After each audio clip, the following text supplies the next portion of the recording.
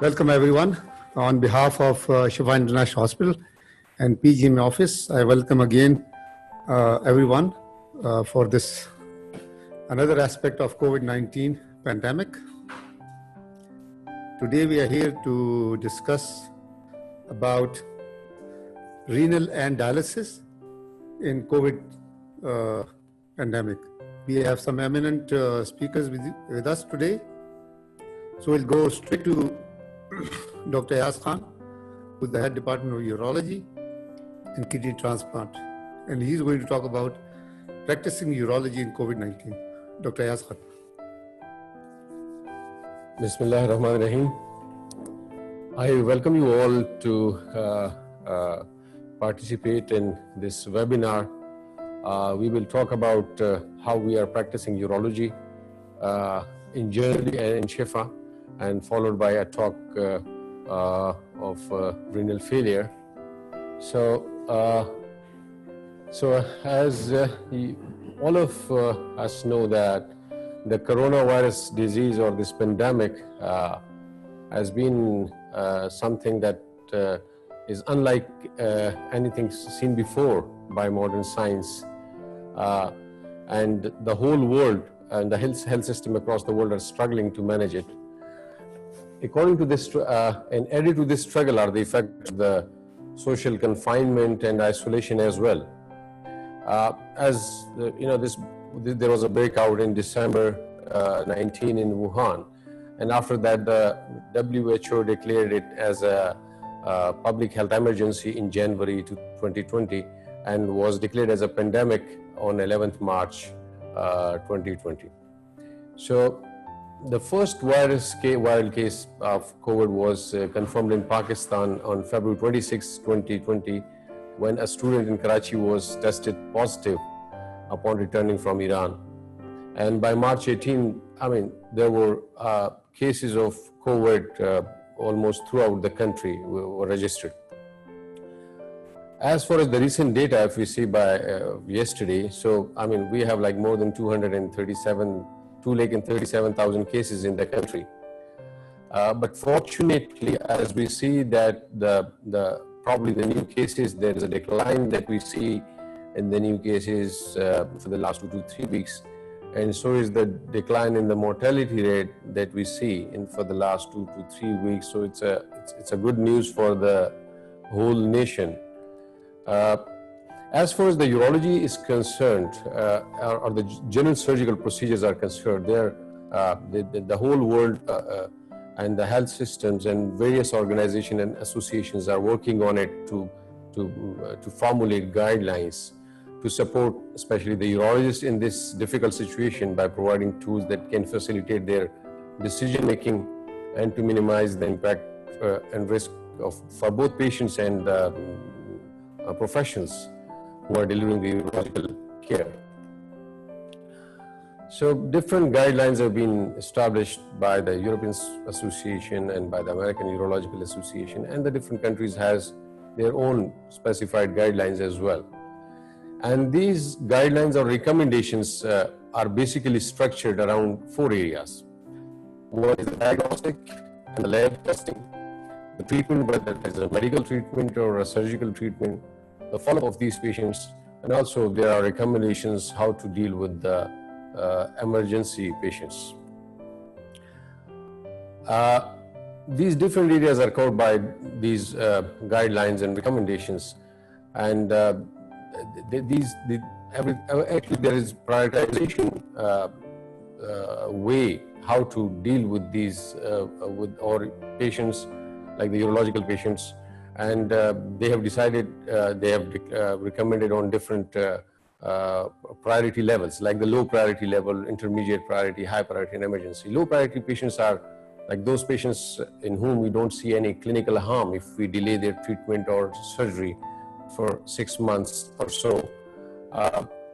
The intermediate priority patients would be those in whom we see that if we postpone their surgery, like say for 3 months or so, we wouldn't face any clinical harm like metastasis or progression of disease or the organ loss, things like that. And there are high priority patients whom we cannot, like decline surgeries for more than 6 weeks time.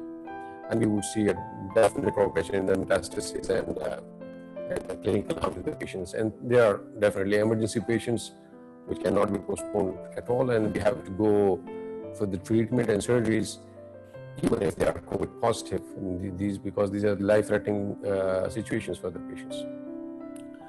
So the world has been, all the urological society and the people are working on these and have searched and have published literature and read their practices as well. Like this is one of the study which was published in last month in BJU, Urology, in which they concluded that the difficulties all being faced by the urologists and the professionals. So they recommended that to adoption of the tried strategy to avoid wasting of medical resources was one of their conclusion, and to endorse sufficient protection policies, especially to safeguard their patients and their professionals against the COVID-19. So the different societies have devised there are some general recommendations and some special recommendations according to the subject. So we cannot cover the whole recommendations in this limited time, but I would go through the general recommendations of practices that are being done in the whole world, like treating only high priority and emergency cases surgically during the COVID pandemic, and the low priority patients. The management of these patients also increase the footfalls and risk of COVID transmission between the patient and staff, even if we are managing. And the surgery has been reported to be harmful in asymptomatic patients who are subsequently COVID positive. And there is a high morbidity and mortality rate in these patients who have undergone surgeries and anesthesia, and later on they have, these symptoms have worsened and have high mortality rate in these patients. So following the local recommendations for personal PPEs, if the resources are available, and all the recommendations, they advise full PPEs irrespective of COVID status if there is availability. The intubation and extubation of these patients preferably should be taken place in a negative pressure rooms if they are available, and all the non-essential staff should stay away, stay outside the operating rooms during these procedures. And it's better to avoid or minimize the use of monopore diathermies, ultrasonic dissectors, advanced bipolar dissectors. That actually they increase the particle aerosols and increase the risk to the professionals. And one can use, like the arterial evacuator with the monopore diathermy. How to deal with the COVID positive patients? There's specially equipped, dedicated OR should be there to deal with these patients. There are negative pressure ORs. For endourological procedures, a mobile C-arm and phonoscope system should be available so that it can be transferred. And an experienced personnel for handling these instruments like C-arm should be there in the operation theater. Surgeons and operating team should be completely protected. This is the main, theme of protection and protecting your professionals. And all the legal and invasive procedures should be preferably performed by experienced surgeons, so that, the time limits and the complication rate should be minimized in these cases. In the laparoscopic surgery, the CO2 insufflation should be utilized with the closed systems, and the evacuation or irrigating fluid in the endourological procedures like the TURBT, URS, PCNLs, and all these procedures should be done in a closed system. Testing the elective patients is recommended in all the elective patients with the PCR within 48 hours of the surgery, and it would be more desirable if HRCT is done in patients who are going under prolonged anesthesias and some risky surgeries. Besides the general surgical recommendations, there are certain other recommendations and guidelines, like use of telemedicine in these patients. It definitely has played a major role in this pandemic. The other important aspect is the continuity of the oncological care patients, and especially the telemedicine has really played a big role in managing these patients. Like they have a home, follow-up, virtual follow-up in these patients. We can continue their care.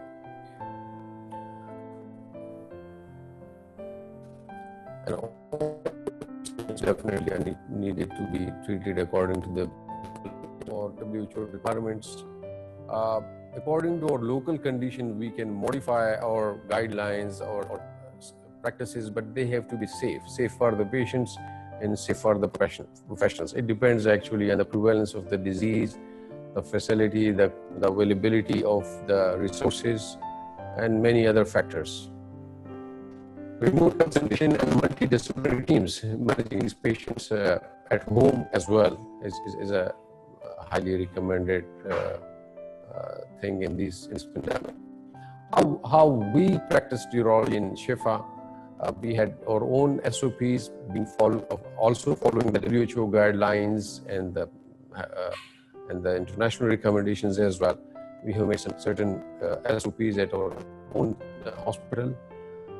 And the effort of the infectious disease department, the anesthesias, and the surgeons, they all, we sit together and had multiple meetings time and again in improving the quality of patient care, the safety of patient care, the safety of our employees and the professionals.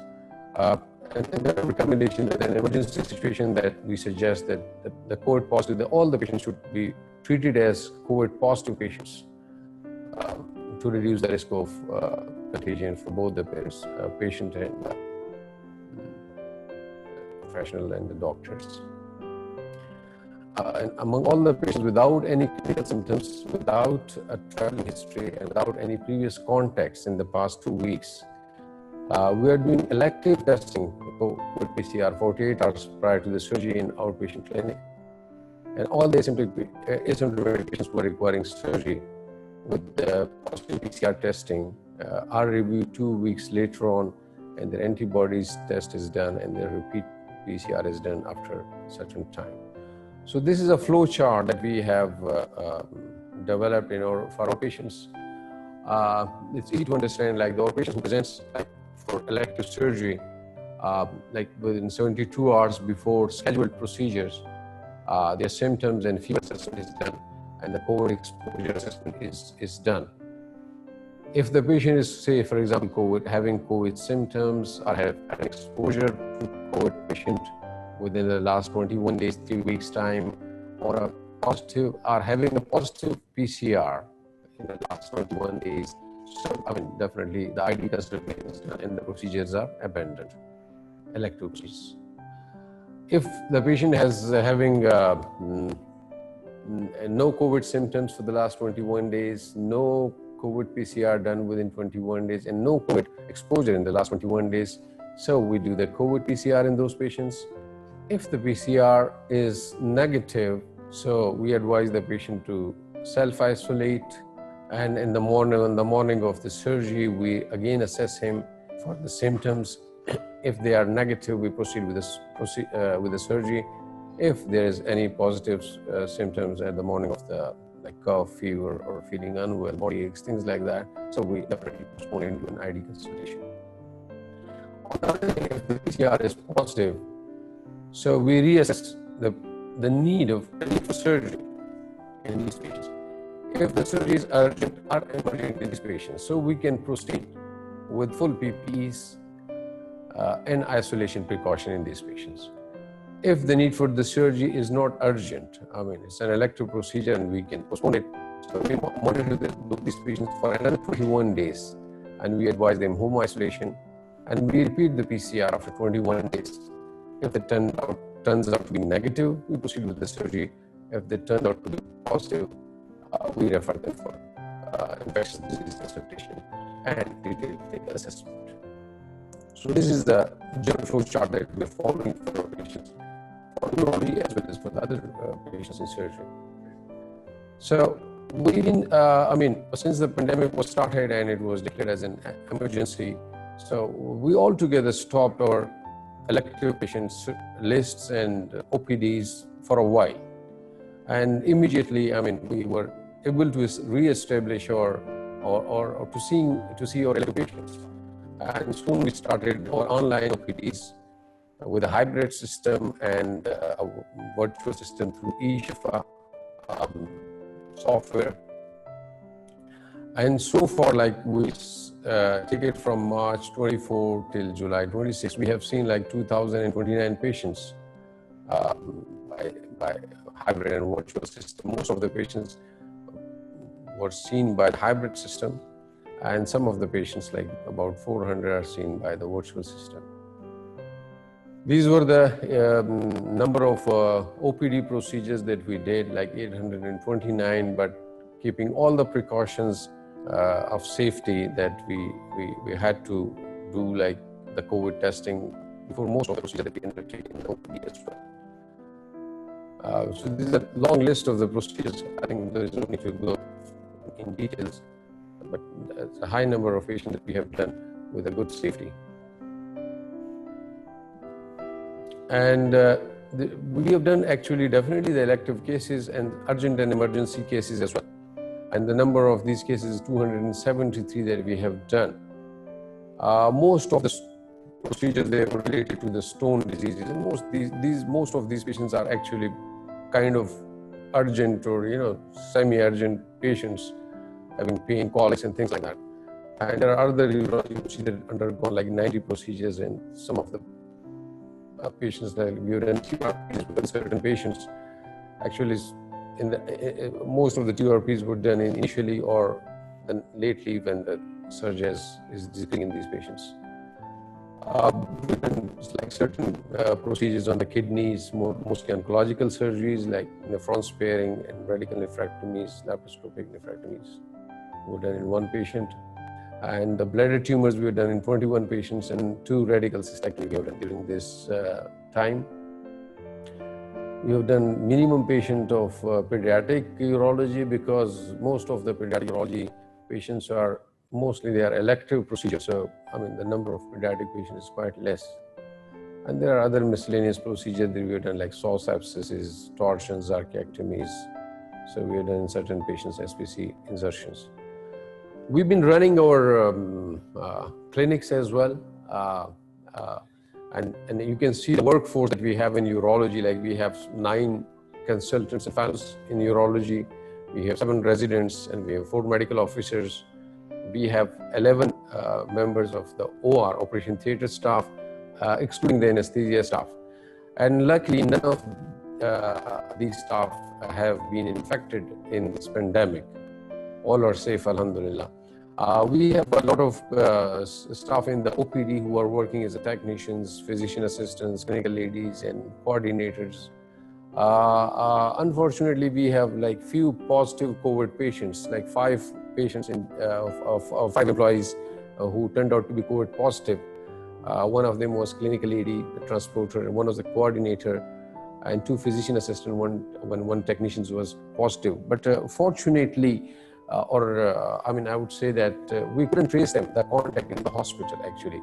All of them had like contact from outside. Their families were positive, or they had some positive relatives. So the contact tracing led us that these positive employees were because not of our services here in the hospital. Most of them, they got it outside from the community.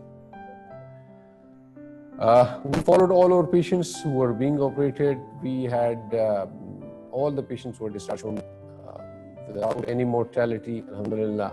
And no patient was found COVID positive subsequently in the very operative time, post-operatively. And there was no significant morbidity noted.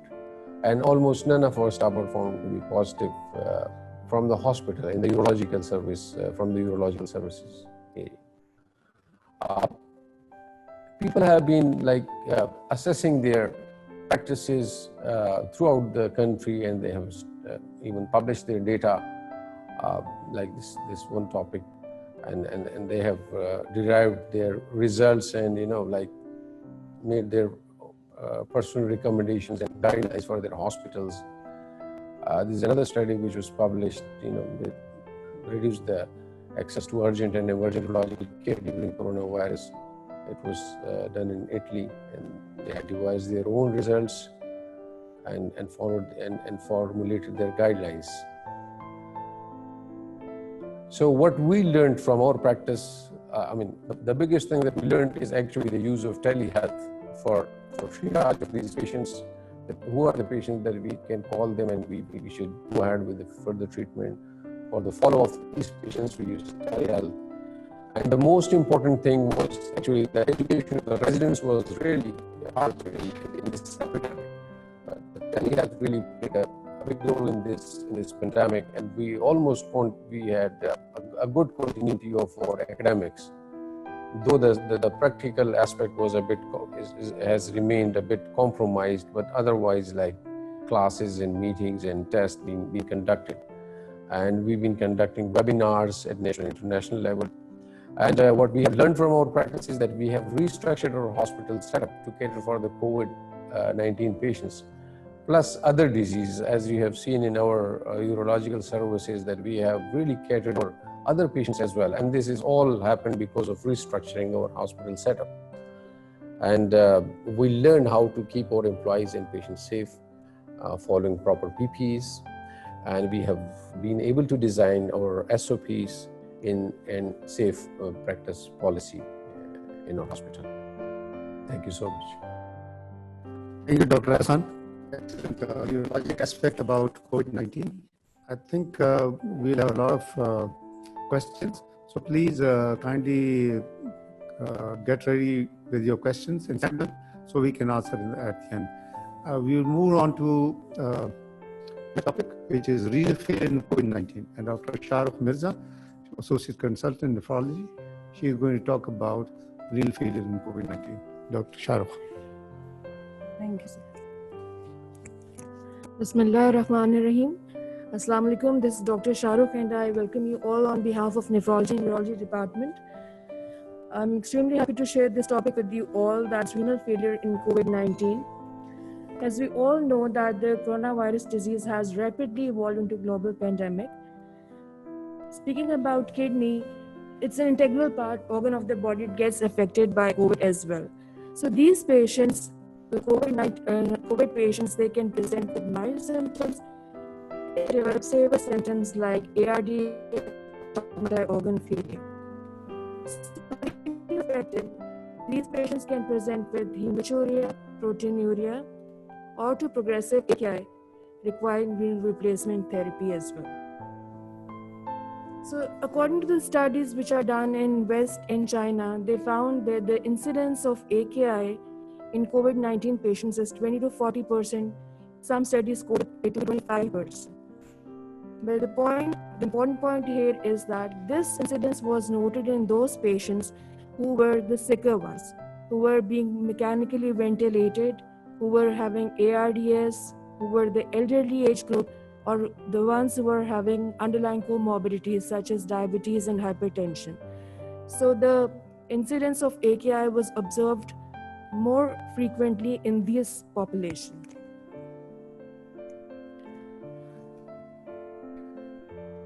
So according to some studies, that 20% of the patients who got admitted to ICU, they required renal replacement therapy at a median of 15 days from illness onset.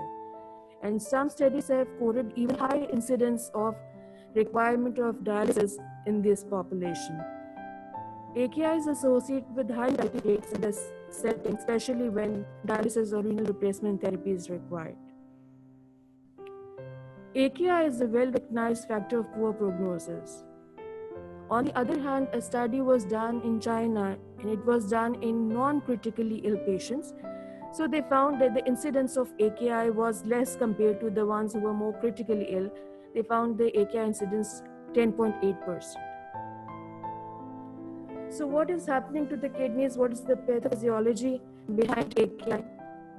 This coronavirus gets invaded into the kidney by entering into the proximal tubular cells and podocytes. What happens? It can cause proximal tubular injury, ATN. By affecting the podocytes, it causes glomerular dysfunction and FSGS. That's from where the proteinuria is coming in.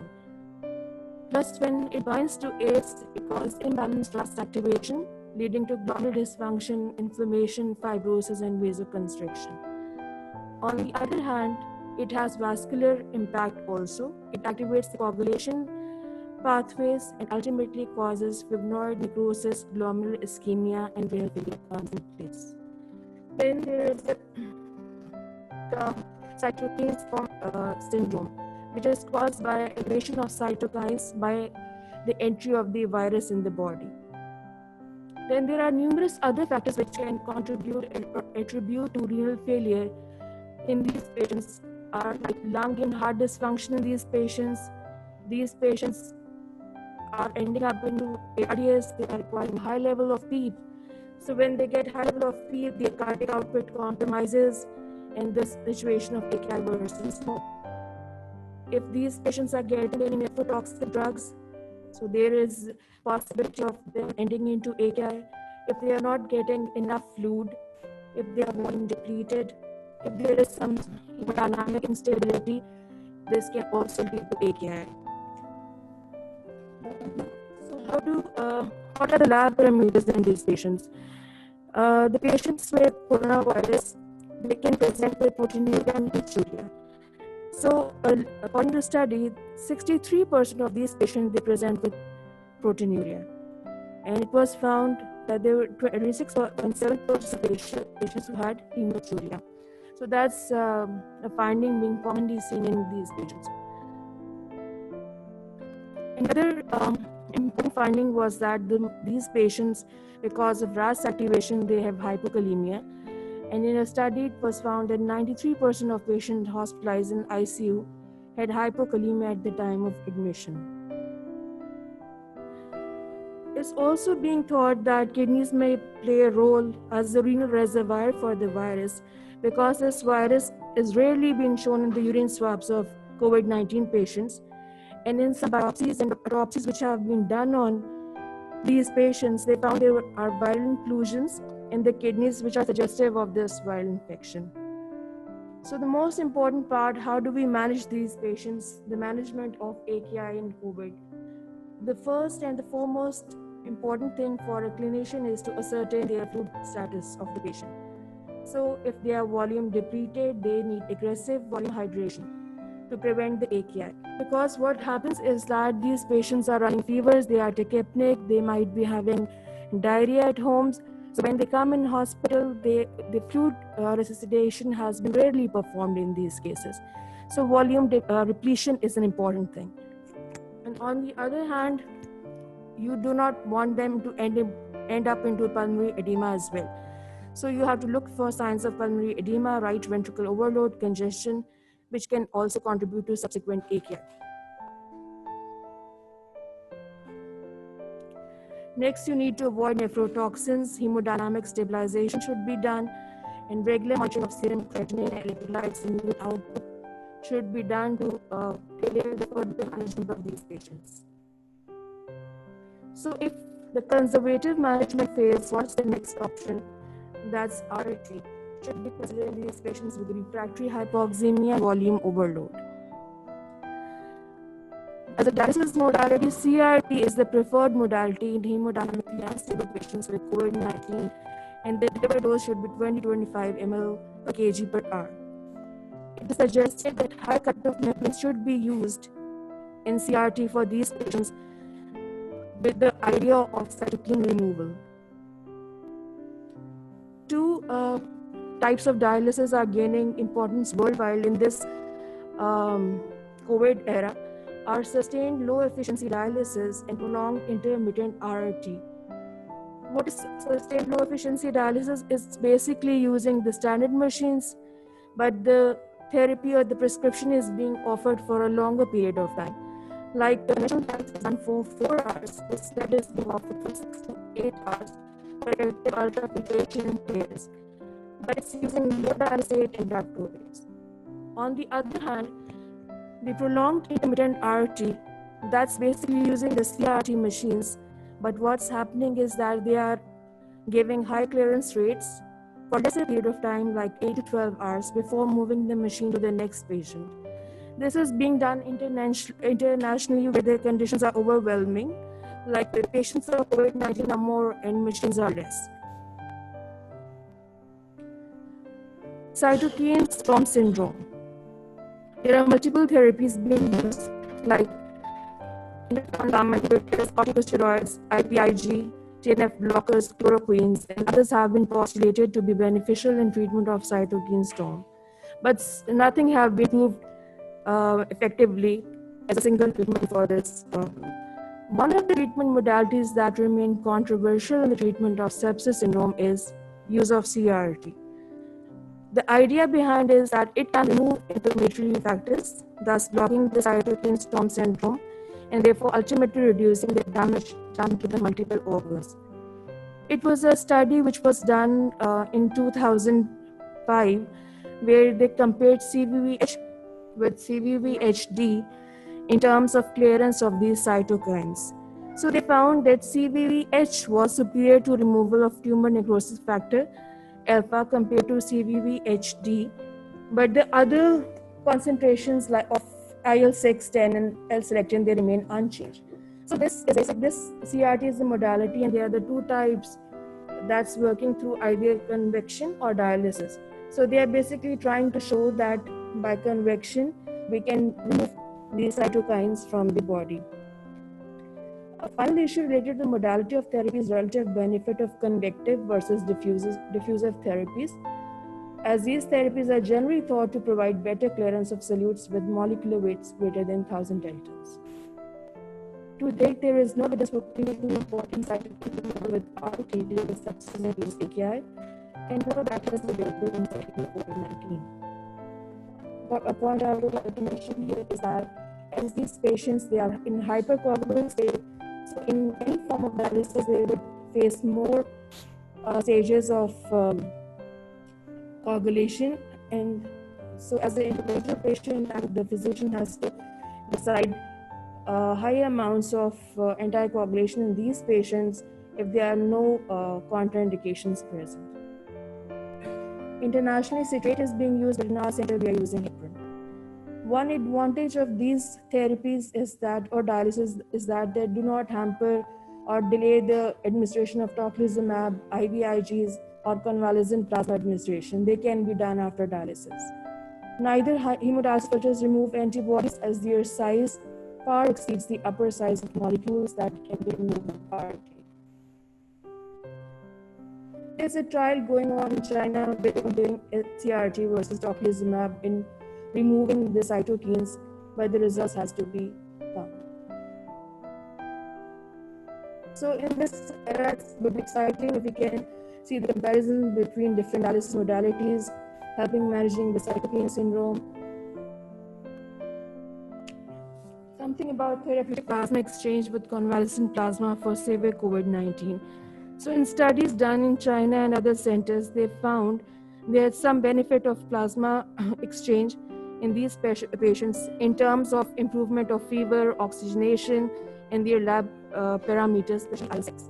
And they advise that plasmapheresis, if done, should be done at earlier stages and effectively in these patients with severe COVID-19. Then the important and population in our setup is the ones with ESRD patients.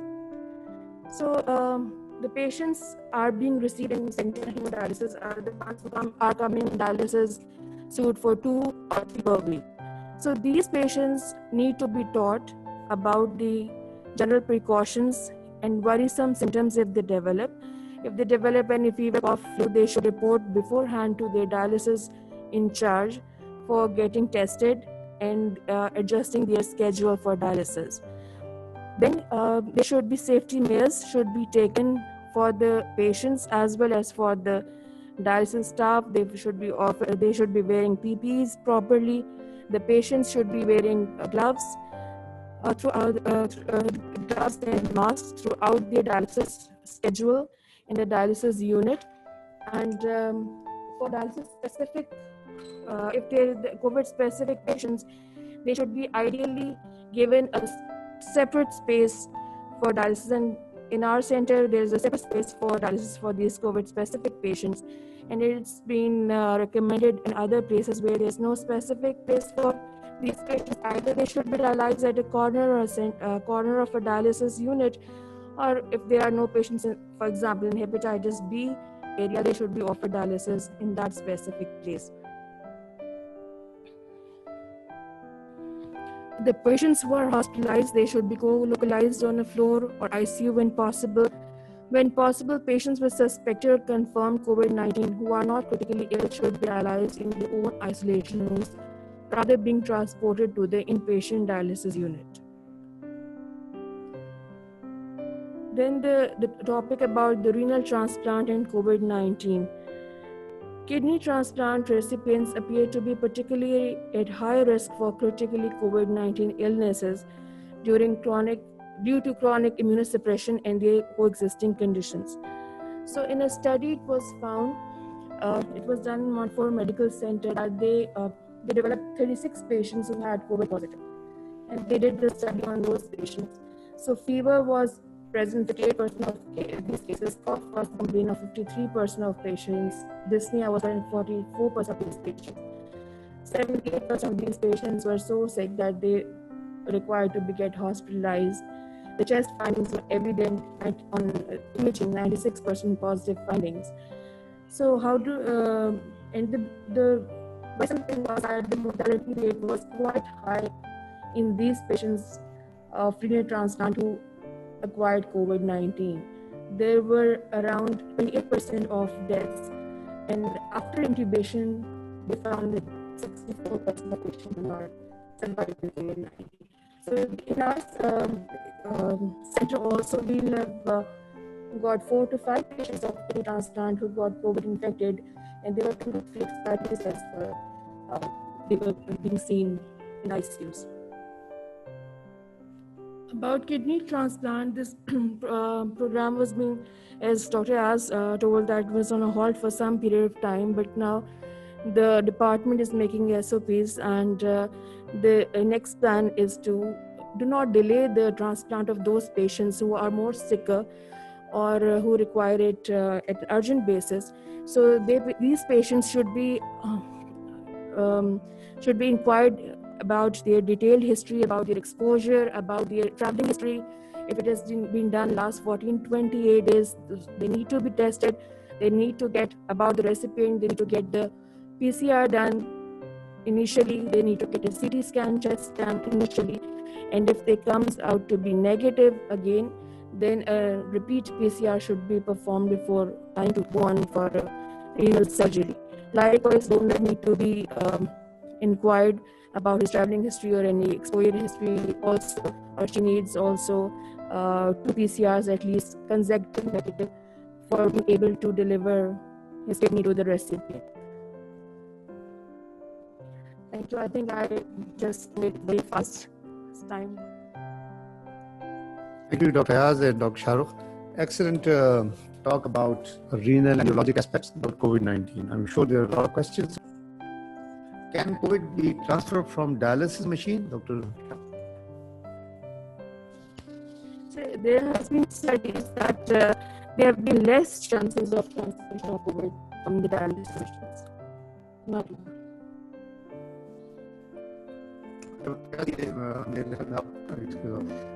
About ORs, COVID-19, all procedures are now done in negative pressure room. So do you think that we have to shift all the ORs to negative pressure rooms? Is there any need and benefit of positive pressure room after COVID-19? Because in future we may have some other pandemics as well. We have डराने की कोशिश कर रहे हैं. जी भैया. I think जो है ना हमेशा OR हमेशा positive pressure ही रहे, not negative pressure. क्योंकि positive pressure मकसद ये होता है कि आपकी जो exercise हैं उनसे बचा जा सके और आपको बाहर से ये प्रोटेक्ट हो. जी आप कुछ ऐड करेंगे? जिस तरह डॉक्टर इजाज ने कहा है, I think normal standard OR की जो वो होती है वो वही पॉजिटिव प्रेशर की होती है. Negative pressure is just for this kind of situations, special situations. So I don't think so we should shift to negative pressure ORs. I think we should stay the same, and inshallah pray for this thing कि हम हमें लोग आगे भी इंशाल्लाह ऐसी चीजें ना हो. शाहरुख भाई, ये वही मैं खास वाले can covid be transfer from blood, what is the first stage and what is the first method? From blood, sir. जी जी blood. So the patient would need then testing, obviously, and the required tests, clinical examination of the patient should be done subsequently. He should be advised to get in touch with the ID people or the concerned departments. From that, it's highly. Yeah. So, not much actually evidence for that. So most likely not. क्योंकि देखिए respiratory tract को infect करता है, तो ये अपर and lower respiratory tract के through जाता है, नॉट प्रॉब्ली ब्लड. अभी इसका कोई खास एविडेंस नहीं है. Sham is asking about what precautions should be done by using cautery during TURP and TURP BP. Actually, these are difficult questions and very interesting and important questions as well. Actually, the situation of COVID in urine in generally is not really very much, it's not there. Very few studies have detected COVID virus in the urine. However, the use of these diathermies, I think it should remain as usual in a negative patient. And definitely in a positive patient, the negative pressure room would be definitely the most important thing in these, because once you're doing diathermy or resection inside, definitely there is a collection of smoke inside which comes up with the irrigant fluid, and the negative pressure room would be probably the only solution in these cases. आगे भी इसी तरह के दो सवाल है कि urine में अगर पॉजिटिव आ गए तो स्वाब तो क्या करना है, रिकवरी में क्या होगा, or does your coronavirus appear in urine at the onset or later stage of disease, which will clear at what stage? So urine में बहुत कम चांस है, लो yield है और कोई टेस्ट नहीं करता. Yeah, I think it should be very, the irrigation should be done very carefully. It's a closed system when you're doing a QRBT or whatever, whatever you're doing, irrigant जो है ना आपके पाँव पे ना आए, ज़मीन पे ना आए, it should be done in a closed system. Try to wear proper shoes. I think this will be a way to protect yourself. So mostly urine बहुत low risk. Zahid ने सवाल किया कि madam, what precautions are needed for dialysis in COVID-19? Is there a need for separate RO and separate HD machines, or only hot disinfection covers all?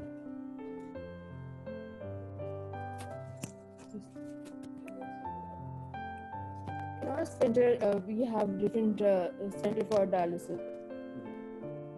At the end of the room or a corner of the room, if there is hepatitis B area available and no patients are available at that point in time, they can be offered dialysis there. But we're not having a separate RO for these.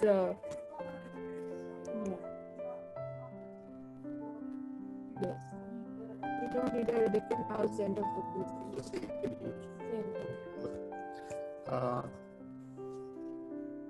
How patients who have recovered from COVID came later with renal complications?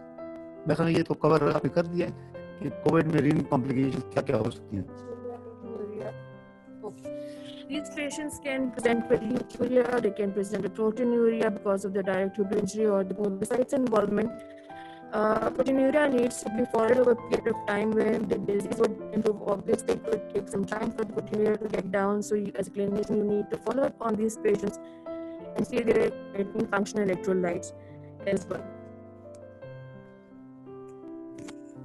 Salia from IMDC is saying very informative.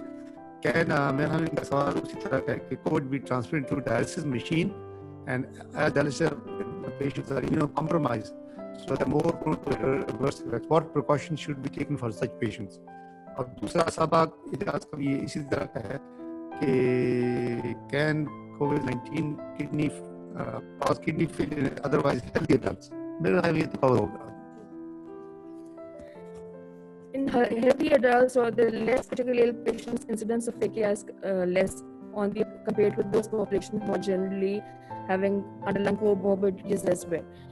So ये है, और for protection point of view in these patients with ones who are coming in routinely for dialysis, they are immunocompromised and they have high percentage of developing complications and acquiring COVID-19. So they should be taught about their signs and symptoms of COVID, about fever, cough, dyspnea. If they're developing any of these, they should report beforehand to the dialysis unit or their concerned doctor. And they should be wearing gloves, face masks when they are coming to the routine dialysis unit. These patients should be at least 6 feet apart from one another, and when they are entering in the dialysis unit, they should be checked for temperature. The dialysis staff should be wearing proper PPE, so decreasing the risk of transmission to these patients. And that's side effects of drugs used these days for COVID-19 in patients are renal impairment. तो जो मेरे ख्याल में जो हम use करते हैं वो तो है कि आपने एडजस्ट करनी होती है, तो उसका कोई खास एडजस्टमेंट की जरूरत नहीं है एक्सेप्ट फॉर रेमडेसिविर। रेमडेसिविर में आपने अगर क्रिएटिनिन क्लियरेंस शायद 30 से कम है तो यूज की करते हैं। So if the creatinine clearance is less than 30, you should not use it, and you should be precaution as a math भी आप ट्रांसप्लांटेशन में एडजस्टेड डोज या कोशिश करें कि ऑल्टरनेटिव यूज करें। ओके, इम्पोर्टेंट अनदर क्वेश्चन जो कि ज़्यादा हम पूछते हैं, हमारे यहाँ बहुत सारे ज़्यादा जो है ना वो है देसी टोटके हैं और उसमें सनमक्खी शामिल है। तो किसी ने पूछा है कि सनमक्खी के side effects on patients with kidney patients. हाँ, तो ये तो एक तो हेल्दी पर है ही है ना, और किडनी पे तो हो गई होगा डॉक्टर साहब। As it's a laxative, if it's being used, can cause diarrhea and volume depletion. These patients are running fevers, they are tachypneic, and on top of that, they develop diarrhea, they will get rid of the fluid they are having and end up in having a AKI. An important message here is also for those patients who are being managed at home and they are COVID-19 positive, they should ensure taking ample amount of water intake to reduce risk of AKI. So they should be well hydrated. If they found any dip in urine output or color, constant color of urine is getting darkened, so they need to be investigated. So सनमक्खी आप अपने ऊपर लगा ले, please ना खाएं इसको। दूसरा ये डायरिया ज्यादा करेगा, और बहुत से मरीज हमने देखे यहाँ पर भी और सुना भी है, severe diarrhoea and renal failure और भी कुछ होते हैं। हाँ, I have seen a patient with hepatitis actually, सनमक्खी वो उन्होंने खाना शुरू कर दी, फिर उसके बाद है। तो please do not use this untested, unproven home remedies, especially पीती और पत्ती क्या लोग खाते हैं। इम्पोर्टेंट एक और सवाल है जो मैं कह देता हूँ कि कोविड फ्री एनवायरनमेंट कैसे रखें आप ट्रांसप्लांट वार्ड में। Our staff and doctors may have exposure at outside hospital, and patients can be exposed during procedure or during stay in hospital. Doctor याद का क्या ख्याल है, हमने जो यहाँ पे जो हम करते हैं स्टाफ के लिए in terms of training of education, क्या ट्रांसप्लांट के लिए क्या खास आपने किया, क्या steps उठाए? ट्रांसप्लांट में एक्चुअली उन्होंने जो ट्रांसप्लांट का वार्ड है अभी हमने स्टार्ट नहीं, going to start it soon hopefully with our very well organised SOPs. तो उसमें कि हमने जो इसका वार्ड रखा हुआ है या जहाँ रूम्स हैं, तो they are completely separate from the rest of the hospitals. इसमें जो एग्जिट एंट्री का होता है वो भी सेपरेट ही होती है, मतलब जो लिफ्ट यूज करते हैं जिस जगह से आप मरीज को लेके जाते हैं सीटीज के लिए, अल्ट्रासाउंड वगैरह, उनकी डायलिसिस हम विद इन द रूम करते हैं। तो ये सारी चीज़ें, जहाँ तक स्टाफ का ताल्लुक है तो स्टाफ को स्पेसिफिक एजुकेशन होती है, मतलब जो सोशल डिस्टेंसिंग का है और पीपीईज का है वो दे आर रिपीटेडली, मतलब उनकी साथ क्लासेस होती है, उनके साथ बातचीत होती है। तो भी रियली उनके खुदा न खास्ता कोई हिस्ट्री है फैमिली में, सराउंडिंग्स में कोई बहुत ज़्यादा एंडेमिक एरिया रह रहे हैं of the Covid, so we avoid those employees to stay in the transplants in all these high areas में हम कोशिश करते हैं कि उन एम्प्लॉइज को हम नहीं रखते। तो यही चीज़ें हैं, basically it's an education and self protection of the employees. और दूसरे कि हम उनको टेस्ट भी करते हैं गाय के भाई if there is any suspicion, we are readily, available. उसकी testing वगैरह भी होती है ज़रा more frequently. I think you need to have a lot of बीच में checks and balances रखना पड़ता है. उनके एजुकेशन है, उनको स्क्रीन करना है, उनकी फ्रीक्वेंट टेस्टिंग भी कर सकते हैं और खास करके उनकी जब पॉजिटिव आते हैं तो उनको कुछ अरसे के लिए उनको काम से रोक देते हैं. Cardiac medication that cause hypokalemia, which drugs are contraindicated in these patients?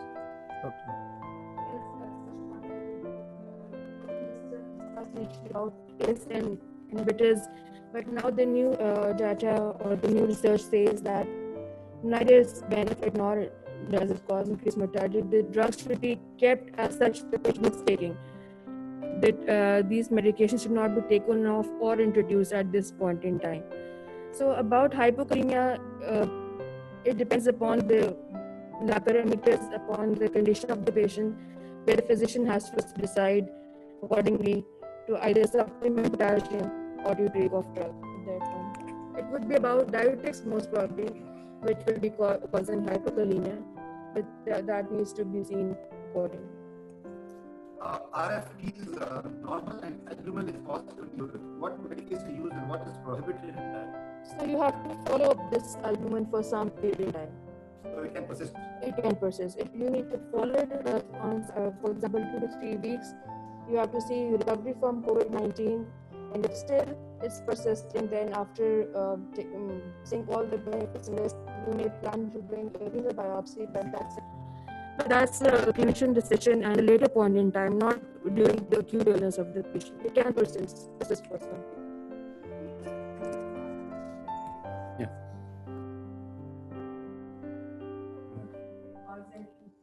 So any high fever can cause albuminuria, and so it will resolve with time. So you just need to follow it. जी. दूसरा जो है Ahmad and Ahmad is saying that thank you Shifa International Hospital for the initiative of this webinars. Doing a great job. Thank you. Every Thursday there is new excellent concept and talk. Thank you very much. Maimuna कह रही है कि वो जरा वो ये audio और video quality जरा चेक कर लें. My question is whether it is necessary to repeat PCR as a test of cure if the patient has become symptom free and when.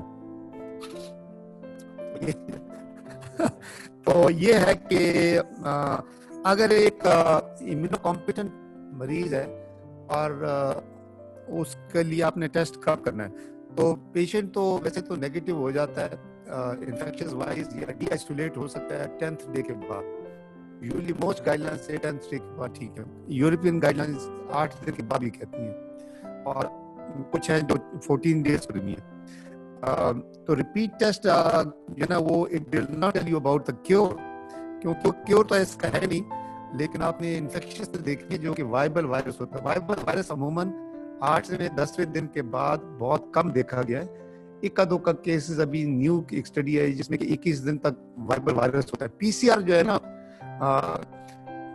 We are using it as a surrogate for infectivity which is not correct, because ये जो है PCR वो DNA fragments हैं जो कि 6 हफ्ते तक positive रह सकते हैं. तो आपने बेहतर है टेस्ट ना करवाएं. अगर एसिम्प्टोमेटिक है 14 डेज पे है तो कोई आपको पीसीआर करने की कोई जरूरत नहीं है.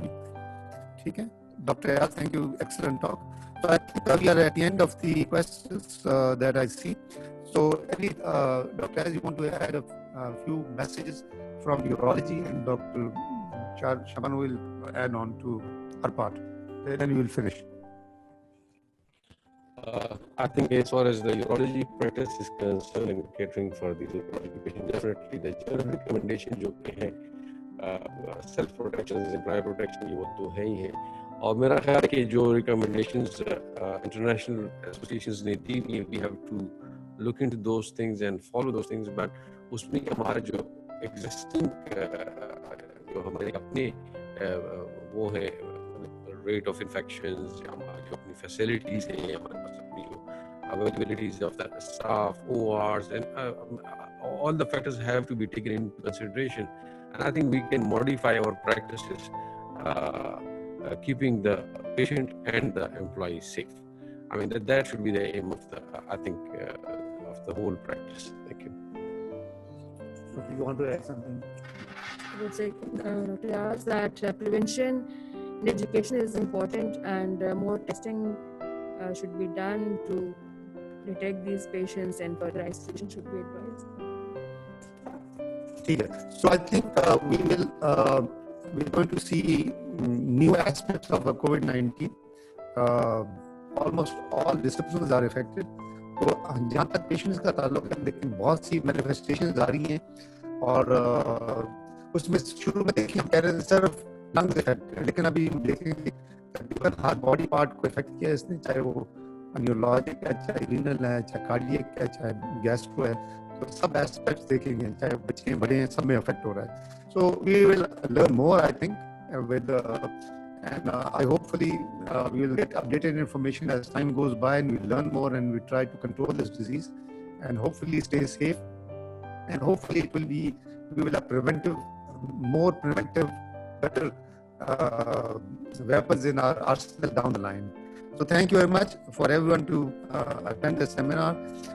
Next week it will be oncology in COVID-19. So please join next week. Hopefully see you. Thank you very much for being with us today. Thank you.